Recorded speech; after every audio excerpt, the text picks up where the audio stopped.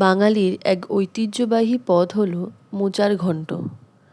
মোচা কাটতে সময় লাগে ঠিকই, কিন্তু রান্না করলে স্বাদ অসাধারণ। আজকের রেসিপি মোচার ঘন্ট। মোচাটাকে প্রথমে কেটে নিয়ে জলে লবণ আর হলুদ দিয়ে সিদ্ধ করে নিতে হবে।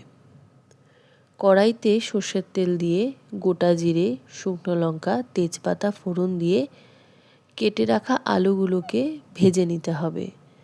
ভাজবার সময় সামান্য লবণ দিয়ে ভাজবেন।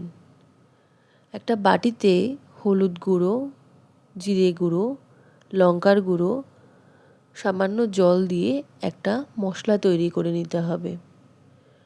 মশলাটা আলুতে দিয়ে ভালো করে ভেজে নিতে হবে। মশলাটা ভাজা হয়ে গেলে সিদ্ধ করে রাখা মোচা কড়াইতে দিয়ে ভালো করে সব কিছু মিক্স করে নিন।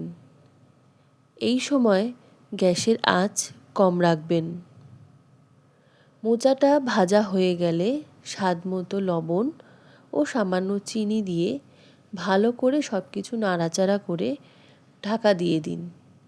ঢাকনা খুলে গরম মশলা গুঁড়ো দিয়ে ভালো করে মিক্স করে নামিয়ে নিলে রেডি মোচার ঘন্ট। এই রেসিপিটি আপনাদের কেমন লাগলো আমাকে অবশ্যই কমেন্ট করে জানাবেন।